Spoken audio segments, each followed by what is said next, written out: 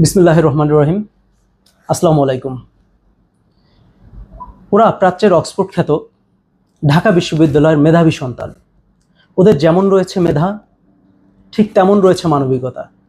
দেখুন, তা না হলে একটা ব্যক্তিকে পিটিয়ে হত্যা করবে, অথচ তার পূর্বেও তাকে খাবার খাওয়ালো। কতটাই না মানবিকতা! শুধু এটাই না, খাবার খাওয়ানোর সময় কত সুন্দর আতিথেয়তা। জিজ্ঞেস করেছিল, ভাই খাবারের মান কেমন? উত্তরে মানসিক ভারসাম্যহীন ব্যক্তিটি বলেছিল, আল্লাহর রহমতে অনেক ভালো।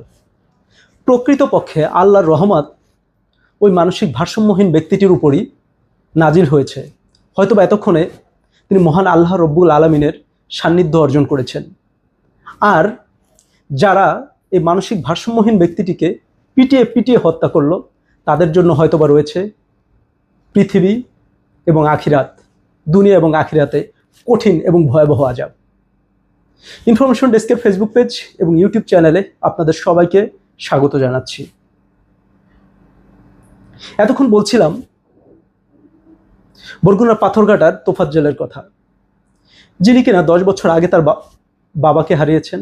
ঠিক তার 3 বছর পরে তার মাকে হারিয়ে এতিম হয়ে পড়েন।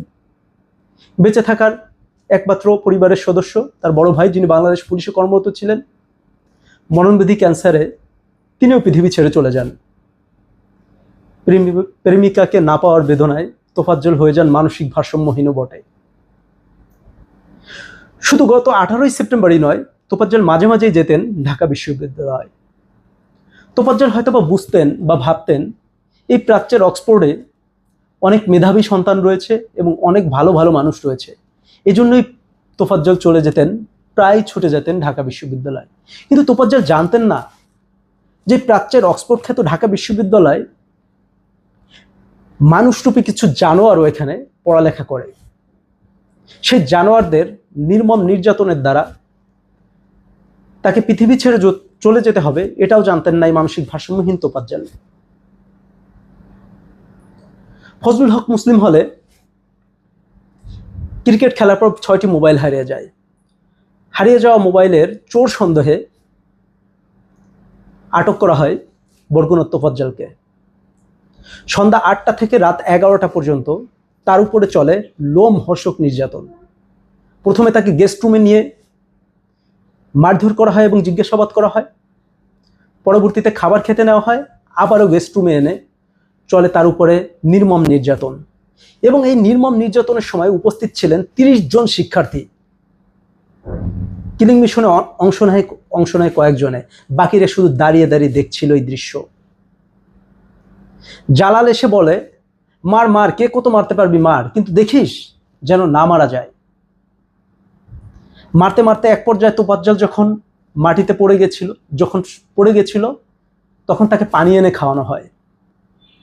পানি এনে খাওয়ালে তোফাজ্জল আবার উঠে বসে। যখনই উঠে বসে, খুশিতে সবাই তালি দিচ্ছিল যে উঠে বসেছে, আরো মারা যাবে তাকে, এই খুশিতে তারা তালি দিচ্ছিল। জালাল এসে তার পায়ের যে বুট ছিল, বুট দিয়ে তোফাজ্জলের হাতগুলো থেতলে দিচ্ছিল। যে প্রত্যক্ষদর্শী এই ঘটনাটি বলেছেন, তিনি তখন বলেছিলেন, জালাল ভাই এটা আপনি কি করছেন? জালাল তখন হাসতেছিল। পরবর্তীতে জালাল লাঠি দিয়ে তোফাজ্জলের গোপন অঙ্গে অনেক জোরে জোরে আঘাত করতে থাকে। সুমনে সে তার চুল এবং ভ্রু উচকে ফেলে। পরবর্তীতে পিটাতে পিটাতে যখন তোফাজ্জলের পায়ের গোস্তগুলো ঝরে যাচ্ছিল, প্রত্যক্ষদর্শী ওই শিক্ষার্থী জানান, তখন তিনি তার জুনিয়র এক ভাইকে বলেছিলেন যে কিছু কাপড় নিয়ে আয়, না হলে তো গোশগুলোই ঝরে পড়ে যাচ্ছে, অনেক ব্লিডিং হবে, মারা যাবে তো। খবর পেয়ে রাত 10টায় ঢাকা বিশ্ববিদ্যালয় প্রক্রিয়ার বডির কিছু লোকজন এসে তোফাজ্জলকে নিয়ে পুলিশে সোপর্দ করতে চাইলে এই কথিত মেধাবী নরপিচাসরা এটাতেও রাজি হয়নি। তারা তোফাজ্জলকে দিতে অস্বীকৃতি জানায়। রাত 12টায় মৃত্যু নিশ্চিত হয় তোফাজ্জলের। এটাই কি প্রাচ্যের অক্সফোর্ড ঢাকা বিশ্ববিদ্যালয়? রাগে ক্ষোভে অনেক ঢাকা বিশ্ববিদ্যালয়ের অনেক সাবেক শিক্ষার্থী সোশ্যাল মিডিয়ায় এটাই স্ট্যাটাস দিয়েছেন, এ ঢাকা বিশ্ববিদ্যালয়ের শিক্ষার্থী আমি ছিলাম না, আমি ঢাকা বিশ্ববিদ্যালয়ে লেখাপড়া করিনি, এটা কি আমার ঢাকা বিশ্ববিদ্যালয়?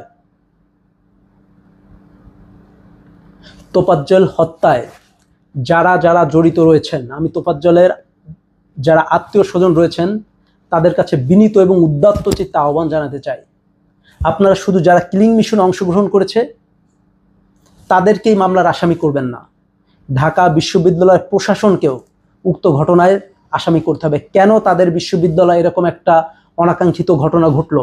2-3 ঘন্টা ধরে একটা কিলিং মিশন চললো, 30 জন শিক্ষার্থী সেখানে উপস্থিত থাকলো। কি করলো বিশ্ববিদ্যালয় কর্তৃপক্ষ? এটা এমন না যে সাডেন কোনো হত্যাকাণ্ড ঘটে গেছে।